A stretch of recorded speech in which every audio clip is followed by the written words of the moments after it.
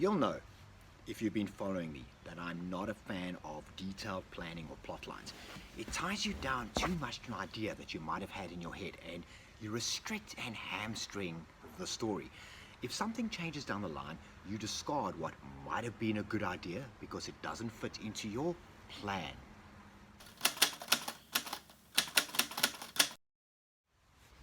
However, there comes a time where a basic outline will help. That said, here is a simple way to get started, be it an essay, a short story, or something longer. This is a slightly longer video, so if you're watching on Instagram, either continue to IGTV or flip over to my YouTube channel. And while you're there, do me a favor, click on subscribe so you can continue to get the most out of this series and others to come. So, let's get started. To start with, write down 2 or 3 characters, main ones and perhaps one supporting character. So here we have Bob, Sally, and Lord Malcontent. That'll be our bad guy. Then pick an adjective. That's a word describing or modifying the noun or noun phrase for each one. Don't do more than one or you risk describing things too much. Remember, description begins in the writer's imagination but should finish in the reader's. So, Bob is tall, Sally is flighty, and Lord Malcontent is, let's say he wears a purple robe.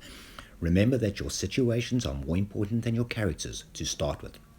Characters always begin as flat and unfeatured. We build on that. Now, pick 2 or 3 scenes or locations. Again, pick a word to describe each and don't overdo this one either. So, here we have Bob and Sally's house, which is a cottage in the woods. We can have a market near the cottage, a dusty one, and we can have a manor house, a dark one. Ooh.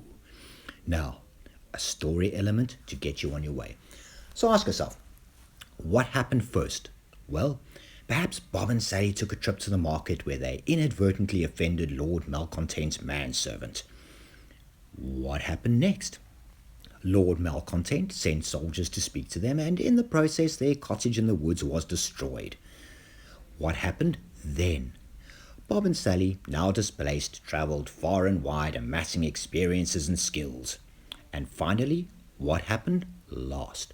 Well, Bob and Sally returned to their homestead and challenged the Lord Malcontent.